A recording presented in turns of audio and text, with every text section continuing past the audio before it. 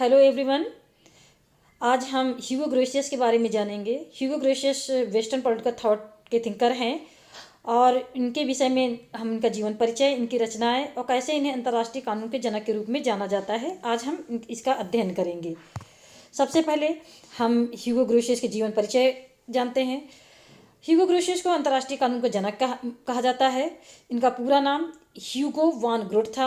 इनका जन्म 1583 में हॉलैंड में हुआ था।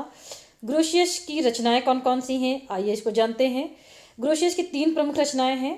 पहली है डी जूरे प्रेद्रे, 1604 में लिखी थी और इसके अंतर्गत अंतर्राष्ट्रीय विधियों का विवेचन किया था। दूसरी थी मेयर लाइबेरम, इस 1609 में, इसमें इन्होंने व्यापारिक एवं सामुद्रिक स्वतंत्रता का समर्थन किया। तीसरी और सबसे महत्वपूर्ण कृति थी डी जूरे बेली एट पेरिस, जिसे हम law of war and peace के नाम से भी जानते हैं। ये 1625 में प्रकाशित हुई थी। अंतर्राष्ट्रीय विधि के सिद्धांतों का प्रतिपादन इसके अंतर्गत इन्होंने किया था। आइए जानते हैं कि कैसे ह्यूगो ग्रोशियस को अंतर्राष्ट्रीय कानून का जनक कहा जाता है। डनिंग एक विचारक हैं जिन्होंने अंतर्राष्ट्रीय कानून का जनक के रूप में ह्यूगो ग्रोशियस को माना है। डनिंग के शब्दों में, ग्रोशियस का विशेष कार्यक्षेत्र कानून था, राजनीतिक सिद्धांत नहीं। उसे उचित रूप से अंतर्राष्ट्रीय कानून का जनक कहा जाता है।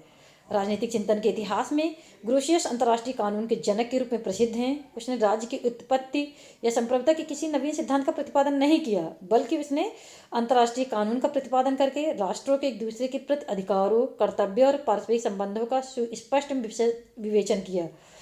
ह्यूगो अंतर्राष्ट्रीय कानून का जनक बनने में उसके समय की तत्कालीन परिस्थितियों का उस पर व्यापक प्रभाव पड़ा। आइए जानते हुए कौन सी परिस्थितियां थी जिसके कारण ह्यूगो ग्रोशियस ने अंतर्राष्ट्रीय विधि के सिद्धांत का प्रतिपादन किया। ह्यूगो के तत्कालिक परिस्थितियों का व्यापक प्रभाव इसके ऊपर दिखाई देता है। उसमें महत्वपूर्ण थी यूरोप में गृह युद्ध, हॉलैंड में धार्मिक राजनीतिक संघर्ष, जर्मनी के 30 वर्षीय युद्ध जो कि 1618 से लेकर 1648 हुआ था। और इनके प्रभावों का वर्णन निम्नवत है।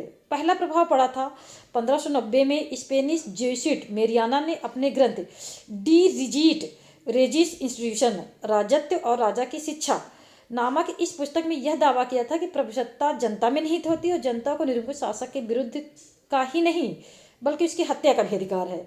और इसका प्रभाव यह हुआ था कि यूरोप में अनेक राजाओं की हत्या के प्रयत्न किए गए। 1605 में इंग्लैंड में गाई फॉक्स ने संसद भवन के उड़ाने के उद्देश्य इतिहास प्रसिद्ध गन पाउडर षड्यंत्र रचा। 1610 में हेनरी चतुर्थ की हत्या की गई। जनसाधारण के इन कार्यों का ग्रोशियस पे बहुत बुरा प्रभाव पड़ा। वह जनता के अधिकारों को विरोधी तथा निरंकुश राजसत्ता का प्रबल पोषक बन गया। जो दूसरा प्रभाव पड़ा वो ग्रोशियस के जीवन काल में हुए गृह युद्ध, हॉलैंड में धार्मिक और राजनीतिक संघर्ष तथा जर्मनी में 30 वर्षीय युद्ध था। छोटी छोटी बातों को लेकर इस समय उग्र धार्मिक विवाद उत्पन्न हो जाते और धार्मिक अल्पमतों का नृशंस दमन किया जाता था। स्वयं ग्रोशियस को धार्मिक कट्टरता का शिकार होना पड़ा था, जिसके कारण वह धार्मिक संकीर्णता व कट्टरता के विरोधी और धार्मिक सहिष्णुता का समर्थक बन गया था।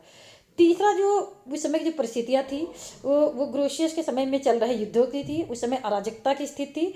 17वीं शताब्दी में अनेक स्वतंत्र राज्यों की स्थापना हुई और विशेष रूप से यूरोप में नए नए राज्यों की बाढ़ सी आ गई, जिसके कारण प्रत्येक राज्य अपनी सीमाओं का विस्तार करने, व्यापार करने एवं अन्य उद्देश्यों की पूर्ति के लिए छल बल तरीकों के प्रयोग करने को तैयार था।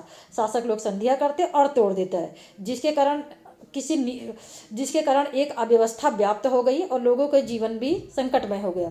ग्रोशियस के चारों ओर एक युद्ध शिविर लगा हुआ था जिसमें सर्वाधिक कठिनाई तटस्थ राज्यों की थी, जो स्वयं को बड़े राज्यों के आक्रमण से बचाने में असमर्थता अनुभव करते थे।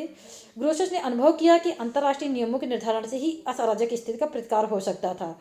ग्रोशियस का मानना था कि यदि अंतर्राष्ट्रीय नियमों की व्यवस्था की जाए और उनका पालन किया जाए तो इतनी भयावह स्थितियां नहीं होंगी। इसके लिए उसने law of war and peace में राज्यों के पारस्परिक संबंधों का नियमन करने के लिए अंतर्राष्ट्रीय कानून की व्यवस्था की वकालत की। उसने यह सिद्ध करने का प्रयत्न किया कि युद्ध संचालन एवं शांति स्थापना के लिए अंतर्राष्ट्रीय कानून विद्यमान है जिसका सभी राष्ट्रों द्वारा पालन होना चाहिए। उसने प्राकृतिक कानून के आधार पर अंतर्राष्ट्रीय न्यायशास्त्र का ढांचा खड़ा करने में अपनी महान बौद्धिक प्रतिभा एवं मानवतावादी दृष्टिकोण का परिचय कराया और यह उसकी सबसे बड़ी सफलता थी। सेबाइन ने ग्रोशियस की प्रशंसा में लिखा है कि न्यायशास्त्र में ग्रोशियस की महत्ता इस बात पर निर्भर नहीं करती है कि उसने किसी राज्य सिद्धांत की रचना की है या वह संवैधानिक विधि के विषय में कुछ कहता है, वरन विधि इस स्वरूप पर निर्भर करती है जिसके माध्यम से संप्रभु राज्य के मध्य संबंधों का निर्धारित किया जाता है। आप लोगों को वीडियो कैसा लगा हमें ज़रूर बताएं और हमारा चैनल सब्सक्राइब कीजिए। धन्यवाद।